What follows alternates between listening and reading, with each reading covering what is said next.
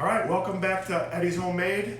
Today we're going to be making a thin crust Chicago style pizza. And I know I have a video of this already, but the difference is we're going to make a thin pizza without the pinched crust, and also I'm using 6-day-old fermented dough. It's been fermented in the fridge for 4 days. It was almost 2 days rising at room temperature. And I know a lot of people are going to have a lot to say about that, but I'm telling you, it works good for me. You could do whatever you want. You can make the same dough and use it within 6 hours or 2 days. Play around with it, but I'm going to show you that the 6-day-old dough is preferred from people that I know. All right, so first step is rolling out the dough. Like I said, this stuff's like 6-day-old. I've already smashed it down a little bit. We're going to flour our surface a little bit. And this dough is going to be a little bit easier to roll out because all the gluten and stuff is broken down quite a bit. But you'll see a lot of people say, oh, there's no stretch left, you won't get no bubbles. I don't know, it's not true. Maybe it's because I had a lot of yeast, I have no idea. But I will tell you, and my dough recipe is in another video that you could refer to. This we're just mostly, we're focusing on the pizza. So we're pretty close to what I need. Now remember, when you're working with this little bit of older dough, it still has structure, but it'll rip a lot. Look, it ripped here. When you're working with 1 or 2 day old dough, you know, that stuff is going to be way more springy, but this has it just has a better flavor, I think. All right, so get your dough rolled out to your desired thickness. We're making it thin, so this is pretty thin. I'd say, you know, I was a carpenter for 35 years, so unless you want to get a tape measure out, it's about 1/8 of an inch thick. Now, we're going to get a pan, $3 pan from Gordon's. It's aluminum. It's only going to be on there for 10 minutes, okay? I got a different way to do this so your house don't start on fire as the first video, so that the cornmeal doesn't burn in your oven, and I'm going to show you that. So, put some cornmeal on the pan, liberally. Right, we don't want the thing sticking. All right, now we're going to take our dough, throw it on the pan, and we're going to dock our dough. I don't have a docker, but this is for people that don't have a lot of tools in your own kitchen. You're not going to have to buy a lot of stuff. You just take a fork, put some holes around so these bubbles don't blow up on you and push your cheese off to the side and have a big mess in your oven. All right, so that's pretty good. You may still have to pop a bubble or two in the oven. According to the experts on Pizza Dough Addicts, though, they say that there's no bubbles or the dough is dead after 6 or 7 days. That's not true. But here we go. So we're going to make this pizza with no crust for you thin pizza enthusiasts. You mean no pinched crust? No pinched crust, I should say. Okay. For purposes of the video, we stopped the video. I wanted to cut more dough from the outside. I want it to be inside of the pan so we don't have no problems with it hanging over and sticking to the pan. So cut it about that size. Whatever your pan is, make it, you know, 1/2 inch smaller, okay? Okay, so today we're going to be making, this one's going to be a sausage and pepperoni. And I'm using the Stanislaus extra heavy tomato puree, full red. Like I said before, I really like this stuff. It's your preference. I like this sauce because it's not watery, it's not from concentrate. They did all the hard work for you. You don't have to buy, like you could buy those Alta Cucina tomatoes that they also make.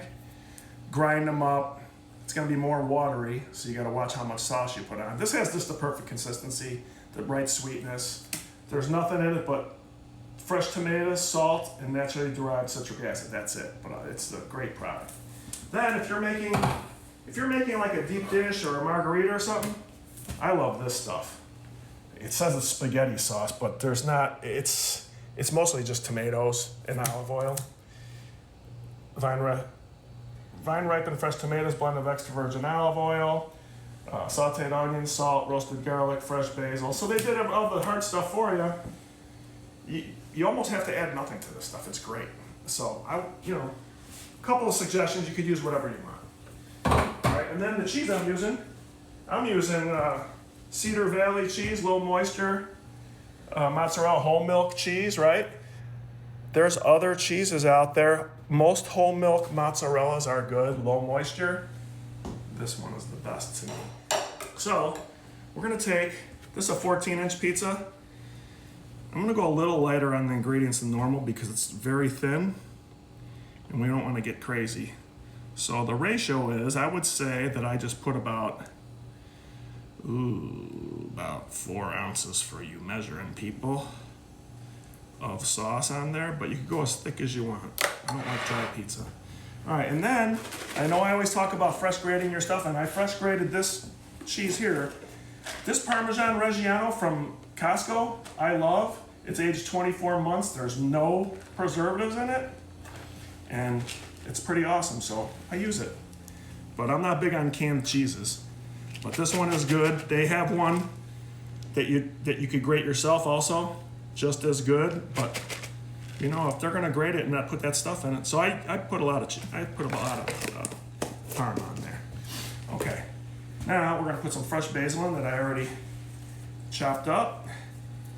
You can or don't have to add this if you don't like it, but I love it. It adds a lot of flavor to the sauce. All right, we're doing sausage and pepperoni. So first I'm gonna do the sausage. And I'm gonna go lighter than usual, because like I said, this is a pretty thin pizza, but it'll still be pretty crispy, I'm sure. All right, pepperoni. I'm using, boy, I had the scale out here, but we're not gonna weigh it. You know what? I like there to be enough pepperoni to cover. But I think this is Hillshire Farm, and I really like there's not much fat in it, so it doesn't get real greasy. I'm really liking this pepperoni. So. And you know what? You can buy it anywhere. I think you can. But I bought it commercially. It was a 12-pound bag, so I don't know if that's a different thing. But, you know, pepperoni, I just don't like there to be too much grease. I don't like my pizza that greasy. All right, so cheese. You know, I'm gonna weigh it out for people. I think I want to use, personally, about 14, this is a 14-inch, but it's a little bit smaller. So I'm gonna say I'm gonna use about 12 ounces of cheese on this pizza. And I'm gonna eyeball what I think 12 ounces is up. I would say this is a little less than 12 ounces. Nope, I was wrong, 13.6. So let's go, here's 12. It's a pretty good eyeball. Not really, I'm usually closer than that, but it's okay. All right, here we go. This might even be too much for this one. I'll take it off if I think so. So I have a question for you, and probably for people in the viewing audience. So when you bake your pizza, how do you keep the cheese from getting pushed to the side and dripping over the edge? So, like I'm saying, yeah, you can. I add as much cheese as you can without that happening, I'm hoping. So usually I roll my crust, and it usually don't tip over that. So that's why we're going a little bit less with this. But that outer lip is gonna raise up and make a little crust. But when you do your cheese, press it down, right? So it doesn't go anywhere.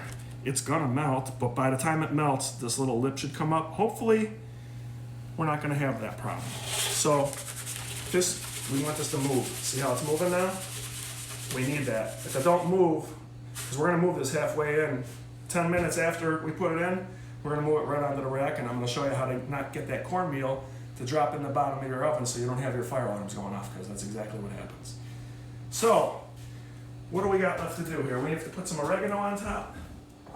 I had that open the whole time. I don't think Don't mind the inside of my cabinets, people. All right, here we go. This thing's ready for the oven. The oven has been preheating at 450. Make sure, it's very important that your oven is the right temperature. 450, we're going in for 10 minutes, and then we're gonna move the pizza and put it right on the rack. So here we go. And its center rack's fine. And we'll see you in 10 minutes. All right, I wanted to show some people this. Even though I docked it, look, there's a bubble in there. 6-day-old dough, how could it bubble? Everything's supposed to be dead, but it's not dead. So I'm gonna pop that down, just so you know though. And it's almost ready to move. All right, 10 minutes is up. Timer's going off. So, look, it's moving real nice. None of the cheese went over the edge, right? So, we're gonna take it off and put it onto this pan. Why are we doing this? All right, we're doing this because see all that cornmeal? When that gets in your oven, it's like a dumpster fire. So we're gonna get rid of that. Now, I'm gonna dump this pan off. Let's turn that off. Timer off, okay. All right, now, the same pan has no cornmeal on it, right? We're gonna take this pan, again, this is my new method where we get most of the cornmeal off of this. Now, shouldn't have too much cornmeal left on it, right? Now, we are gonna put it back into the oven. On the pan? Yep, on the pan. Let me hold, is this this is the cold pan. So then, what I do, no, it's not gonna be on the pan, it's gonna be on the rack. Ah, that's what I Hold asked. this underneath here. We're gonna put this back on. Now, no cornmeal problem. Now we got another 10 minutes and that pizza will be done. Perfectly crispy. No pizza steel, no pizza oven. You don't have to buy all that stuff. Mix that dough by hand, or I'll show you. You can either mix the dough by hand or use a KitchenAid, something. You don't have to go buy a big dough mixer. It's not that hard. And this comes out, I have a pizza oven, okay? I'm telling you, it comes out maybe better in this oven because of the crust gets all the air to it. I don't care what kind of pan you use. Ones with holes in it. Stainless steel, I mean not stainless steel, like cast iron actually can work pretty well, but this is the best, so you'll see in a couple minutes. All right, pizza's out. So as you can see how the cheese is over the edge a little bit? I don't do the thin too much. I do thin, but I usually roll the crust. This is why. It was a disaster with the fire alarms did go off. Okay, especially with the grease from the extra grease from the pepperoni. It dripped in there, smoke was coming out, so thin one's a little more challenging than the one with the rolled crust. We're gonna do a rolled crust next. But regardless, here we go, we're just gonna cut it. I don't have my big knife today, so we're just gonna do it. This is what most people have at their house, right? So, we're gonna cut it Chicago style because it's Chicago style pizza. There's lots of toppings on this, so. But here you go. All right. And I'm gonna taste test this today. So, you know what? Let's just go kind of big pieces there. There you go. Chicago style thin in your oven. Like I said, you gotta take some precautions, maybe. I think for in your oven, it's best to have that crust on, and we're gonna show that, but it can be done, so here we go, right? It has a little flop to it. The longer you go, like if this was 2-day-old dough, this thing would stand straight out, but it loses a little bit, but I tell you, the flavor is great. And if you look real close at that crust, see the little bit of, you got some little air pockets, even though it's a real thin crust. It's really tasty. All right, we're having lunch, but I guess I forgot to show the bottom. This is a pretty good piece. That's what the bottom looks like. It's very tasty.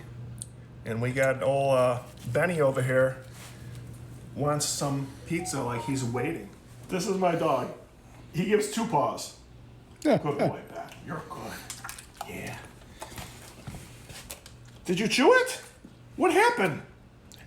Dude, you gotta chew it. You got stuff in your mouth. Come on.